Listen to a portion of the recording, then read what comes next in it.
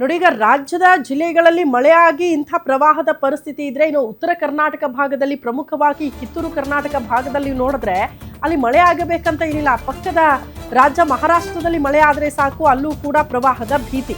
ಮಹಾರಾಷ್ಟ್ರದ ಕೊಯ್ನಾ ಡ್ಯಾಂನಿಂದ ಕೃಷ್ಣಾ ನದಿಗೆ ಅಪಾರ ಪ್ರಮಾಣದಲ್ಲಿ ನೀರು ಬಿಡುಗಡೆ ಮಾಡಲಾಗಿದ್ದು, ಕೃಷ್ಣಾ ನದಿಗೆ ಹರಿದು ಬರ್ತಾ ಇದೆ 1.23 ಲಕ್ಷ ಕ್ಯೂಸೆಕ್ ನೀರು. ಚಿಕ್ಕೋಡಿ ಭಾಗದ ಸೇತುವೆಗಳು ಸಂಪೂರ್ಣ ಜಲಾವೃತ ಆಗಿದೆ.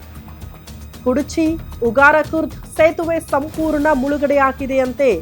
ಜಮಖಂಡಿ ಮೀರಜ್ ರಾಜ್ಯ ಹೆದ್ದಾರಿ ಸಂಪೂರ್ಣ ಬಂದ್ ಆಗಿ ಹೋಗಿದೆ ನೀರಿನಿಂದ. ಬೆಳಗಾವಿ ಜಿಲ್ಲೆಯ ರಾಯಭಾಗ ತಾಲೂಕಿನ ಕುಡಚಿ ಸೇತುವೆ ಕೂಡ ಜಲಾವೃತ ಆಗಿದೆ. ಕರ್ನಾಟಕ ಮತ್ತು ಮಹಾರಾಷ್ಟ್ರಕ್ಕೆ ಸಂಪರ್ಕ ಕೊಂಡಿ ಹಾಕಿರುವಂತಹ ಸೇತುವೆ ಇದಾಗಿದ್ದು, ಸೇತುವೆ ಮುಳುಗಡೆಯಿಂದ ವಾಹನ ಸವಾರರು ಸದ್ಯಕ್ಕೆ ಪರದಾಡ್ತಿದ್ದಾರೆ ಅನ್ನೋದ್ರ ಬಗ್ಗೆ ಡೀಟೇಲ್ಸ್ ಇದೆ. ನಿತ್ಯ ನೂರಾರು ಬಸ್ ಮತ್ತು ವಾಹನಗಳು ಓಡಾಡುವ ಪ್ರಮುಖ ಹೆದ್ದಾರಿಯೇ ಈಗ ಕ್ಲೋಸ್ ಆಗಿದೆ.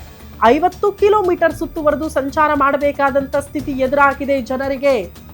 ಅಪಾಯದ ಮಟ್ಟ ಮೀರಿ ಕೃಷ್ಣಾ ನದಿ ಹರಿತಾ ಇರೋದ್ರಿಂದ ಪ್ರವಾಹದ ಭೀತಿಯನ್ನ ನದಿ ಬಳಿ ಜನ ಅನುಭವಿಸುತ್ತಿದ್ದಾರೆ. ನದಿ ಬಳಿ ಯಾರು ಕೂಡ ಹೋಗಬೇಡಿ, ನದಿ ಪಾತ್ರದ ಜನ ಅಲರ್ಟ್ ಆಗಿರಿ ಅಂತ ಅಲ್ಲಿನ ಜಿಲ್ಲಾಡಳಿತ ಸೂಚನೆ ಕೊಟ್ಟಿದೆ. ಒಂದಷ್ಟು ಕ್ರಮಗಳನ್ನ ಕೈಗೊಂಡಿದೆ. ಬ್ಯಾರಿಕೇಡ್ ಹಾಕುವ ಮೂಲಕ ನದಿಯ ಸಂಪರ್ಕವನ್ನ ಕಡಿತಗೊಳಿಸಲಾಗಿದೆ. ಅಂದ್ರೆ ನದಿ ಹತ್ರಕ್ಕೆ ಯಾರು ಹೋಗಬಾರದು ಅಂತ.